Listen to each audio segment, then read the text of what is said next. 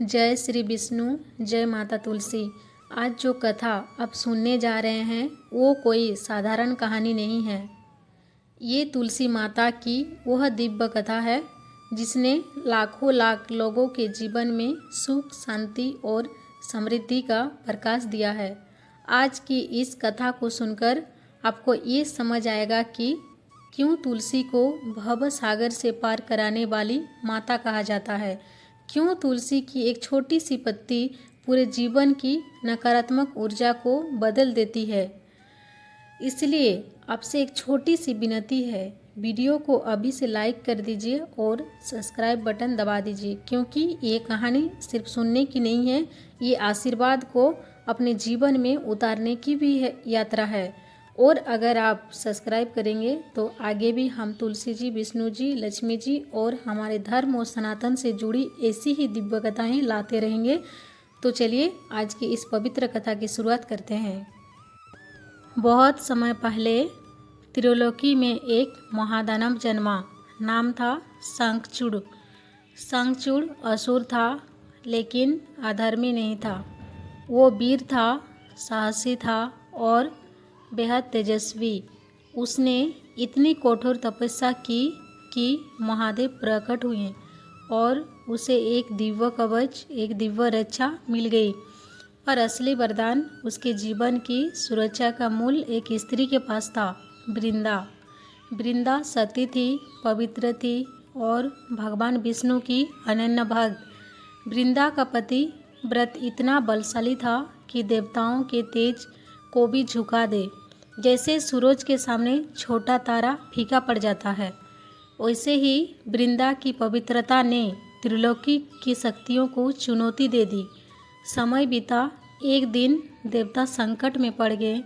असुर और देवों में महायुद्ध हुआ। शंखचूड़ के नेतृत्व में असुर अजय बनकर खड़े थे। देवता बार बार हार रहे थे। वज्र भी थक गया, पर शंखचूड़ अमर सा खड़ा रहा। क्यों? क्योंकि उसकी रक्षा उसकी पत्नी वृंदा के सतीत्व से हो रही थी। जब तक वृंदा का पतिव्रत अखंड है, शंखचूड़ को कोई मार नहीं सकता। अब देवताओं के सामने प्रश्न खड़ा हो गया, कैसे इस युद्ध को रोका जाए? देव हो या मानव, सबकी अंतिम आशा हमेशा एक ही होती है। भगवान विष्णु। देवताओं ने श्रीहरि से प्रार्थना की। विष्णु मुस्कुराए, क्योंकि उन्हें पता था जो होना है वो धर्म के नियम से होगा, अधर्म से नहीं। यही से कथा का असली रहस्य शुरू होता है। कैसे एक स्त्री का प्रेम कैसी परीक्षा में पड़ा और किस मोड़ पर भगवान स्वयं एक रूप बदलकर एक लीला करते हुए वृंदा के जीवन में प्रवेश करते हैं। देवता चिंतित थे। सभी देव परिषद में बैठे थे। ब्रह्मा जी, इंद्र, अग्नि, वायु, सबके चेहरे पर बेचैनी थी, क्योंकि युद्ध रुक नहीं रहा था। देवभूमि का तेज कम होने लगा था। देवताओं को हर दिशा में पराजय मिल रही थी। अंत में निर्णय हुआ कि अब केवल भगवान विष्णु ही इस स्थिति को संभाल सकते हैं। इंद्रदेव, ब्रह्मा जी सहित सभी देव बैठे ध्यान में प्रार्थना करते हुए बोले, प्रभु, यदि आप कृपा न करें तो धर्म का संतुलन बिगड़ जाएगा। श्रीहरि के मानस में एक बात स्पष्ट थी, सृष्टि में कानून एक है। धर्म की रक्षा के लिए कभी कभी भगवान को भी कठिन निर्णय लेने पड़ते हैं। अब लीला का वह क्षण आया। विष्णु ने संकल्प किया कि वे वृंदा के पतिव्रत को तोड़ेंगे, लेकिन युद्ध में किसी छल, कपट या अधर्म से नहीं, बल्कि लीला से। वृंदा अपने घर में पूजा कर रही थी। उसके मन में हमेशा एक ही ऊर्जा रहती, पति की विजय, पति की सुरक्षा और भगवान विष्णु का नाम। उस दिन भी वो दीप जलाकर प्रार्थना कर रही थी। तभी घर के द्वार पर कदमों की आहट हुई। उसने बाहर देखा और जो देखा उससे उसकी आंखें भर आई। वहाँ उसका पति शंखचूड़ खड़ा था, लेकिन यह शंखचूड़ असली नहीं था। यह था भगवान विष्णु। शंखचूड़ का रूप धारण करके वृंदा भावुक हो गई। उसने चरण छुए।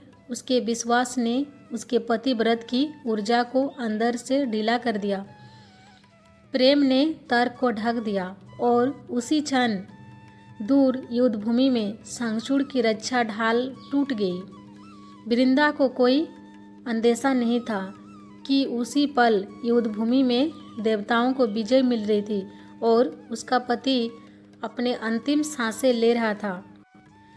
कुछ समय बाद एक दूत आया और उसने वृंदा को बताया, शंखचूड़ युद्ध में मारा गया। वृंदा स्तंभ रह गई। उसके अंदर की दुनिया बिखर गई। उसने पीछे मुड़कर उस व्यक्ति की ओर देखा जो उसने सामने खड़ा था और जैसे ही भगवान ने अपना वास्तविक स्वरूप दिखाया, वृंदा की आंखों में अग्नि फूट पड़ी। उसने कहा, हे विष्णु, आप भी छल कर गए। आपने मेरे पतिव्रत का अपमान किया। आप भी इस संसार में धोखे के भागी बन गए। वृंदा दुख से कांपते हुए बोली, आप पत्थर बन जाएं, इस ब्रह्मांड के कठोर रूप की तरह। वृंदा ने आंसर बाष्प फीके। श्रीहरि ने यह शाप नम्रता से स्वीकार किया। वृंदा अब रोते रोते जमीन पर गिर गई। उसके मन का दर्द उसके प्राणों को जला रहा था और कुछ ही पलों में वृंदा ने अपना शरीर छोड़ दिया। और कहानी यहाँ एक बहुत पवित्र मोड़ लेती है, जहाँ वृंदा के शरीर के गिरने से एक दिव्य पौधा उगता है, वही तुलसी है। वृंदा ने जब अपने शरीर का त्याग किया, पूरी सृष्टि में जैसे एक कंपन हुआ। देवताओं के लोक में, पृथ्वी पर हवा के झोंकों में एक दर्द भरा शोक था, क्योंकि वो स्त्री साधारण नहीं थी, वो एक तपस्विनी थी। उसका पतिव्रत दुनिया के धर्म का मेरुदंड था। वृंदा के शरीर के गिरते ही धरा का एक टुकड़ा दिव्य होकर चमक उठा। समय के साथ वही से एक पौधा उगा और वो पौधा था तुलसी। उसी क्षण विश्व के नियम बदल गए। तब देव ऋषियों ने कहा, तुलसी एक पौधा नहीं है, तुलसी वृंदा का चैतन्य रूप है। अब से तुलसी को स्पर्श करना, तुलसी को पूजा में रखना, विष्णु को प्रसन्न करना बन गया। क्योंकि जिस स्त्री की आत्मा उस पौधों में है, वह भगवान की अनन्य भक्त है। और अब देखो, विष्णु पर शाप का फल वृंदा के शाप के अनुसार। आप पत्थर बन जाएं, विष्णु ने इसे अपनाया और तब ही गंडकी नदी के किनारे एक दिव्य रूप प्रकट हुआ, शालिग्राम। शालिग्राम को कोई साधारण पत्थर समझता है तो वो गलत है। ये वही विष्णु का शापित लेकिन दिव्य रूप है। इसलिए हिंदू धर्म में तुलसी और शालिग्राम कभी अलग नहीं होते। तुलसी के बिना विष्णु पूजा अपूर्ण है। वृंदा ने विष्णु को शाप दिया था, लेकिन शाप ने विष्णु को कम नहीं किया, बल्कि दुनिया को आस्था का सबसे पवित्र जोड़ा दिया। इसी वजह से आज भी जब तुलसी विवाह होता है, वो विवाह वास्तव में वृंदा यानी तुलसी और विष्णु यानी शालिग्राम का पुनर्मिलन है। ये वह क्षण है जहाँ दर्द से जन्मा प्रेम फिर से पवित्र बन जाता है। अब कहानी एक ऐसे मोड़ पर पहुँचती है जहाँ दुख का अंत होता है और आस्था अपने सर्वोच्च रूप में बदलती है। वृंदा चली गई थी, तुलसी के रूप में वह धरती पर खड़ी थी, मगर अब ये समझना जरूरी है कि क्यों तुलसी विवाह होता है, क्यों तुलसी को विष्णुप्रिय कहा गया है। वृंदा ने भगवान विष्णु को शाप दिया, यह सच है, पर शाप की जड़ में जो दर्द था, वह दर्द स्त्री के पवित्र प्रेम का था। विष्णु ने उस दर्द का सम्मान किया और इसी सम्मान से जन्म हुआ तुलसी विवाह का विधान। एक दिन देवों के लोक में सभा लगी। देव ऋषियों ने कहा, जिस प्रेम को पीड़ा ने तोड़ा है, उसे प्रेम ही जोड़ सकता है। विष्णु बोले, तुलसी अब मेरी पत्नी समान है। पृथ्वी पर जो भी तुलसी को पवित्र भाव से छुएगा वह मुझे छुएगा। और तभी घोषणा हुई, कार्तिक शुक्ल पक्ष की एकादशी, उस दिन से तुलसी और शालिग्राम का विवाह धार्मिक रीति से किया जाएगा। यह विवाह सिर्फ प्रतीक नहीं है, ये संसार को याद दिलाने के लिए है कि प्रेम दर्द से भी पवित्र निकला जा सकता है। इसलिए विष्णु पूजा में तुलसी अनिवार्य है। विष्णु को भोग बिना तुलसी नहीं लगाया जाता। क्यों? क्योंकि तुलसी सिर्फ पत्ता नहीं, एक अधूरी प्रेम कथा का पुनर्जन्म है। तुलसी का प्रभाव सिर्फ धर्म से नहीं, जीवन में भी। तुलसी के घर में होने से ऊर्जा शुद्ध होती है, रोग प्रतिरोधक शक्ति बढ़ती है, हवा शुद्ध होती है, मन में शांति आती है और मानसिक तनाव कम हो जाता है। इन सब का कारण सिर्फ वैज्ञानिक नहीं, आध्यात्मिक भी है। क्योंकि तुलसी के आसपास एक प्रोटेक्टिव ऊर्जा रहती है। संस्कृत में कहते हैं, जहाँ तुलसी होती है वहाँ रोग अपना प्रभाव कम कर देते हैं। अब हम आगे बढ़ते हैं। वृंदा तुलसी बनने के बाद तुलसी का महत्व सिर्फ एक युग या काल में नहीं, हर युग, हर धार्मिक ग्रंथ में दिखाई देता है। तुलसी युगों की साक्षी है। रामायण में भगवान श्री राम के रथ पर तुलसी दंड रखा जाता था ताकि रथ का औरा शुद्ध रहे। विभीषण ने लंका में पहली बार लक्ष्मण को तुलसी जल से शांति दी थी, जब लक्ष्मण बेहोश थे और संजीवनी लाने का समय था। क्योंकि तुलसी का मन को ग्राउंड करती है, भय को डिजॉल्व करती है और नेगेटिव ऊर्जा को धरती में खींच लेती है। महाभारत में श्री कृष्ण के भोजन में तुलसी का पत्ता अनिवार्य था। क्यों? क्योंकि तुलसी विष्णु का श्वास है। कहते हैं, जब संसार बना, श्री हरि के हृदय से पहली सुगंध जो निकली वह तुलसी का स्वरूप थी। तुलसी के 108 नाम बताए गए हैं, लेकिन 3 सबसे मुख्य है।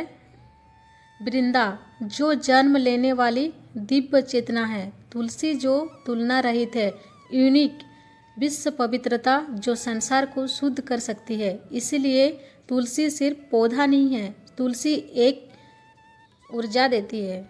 अब साथियों, हम इन महान कथा के अंत की ओर हैं।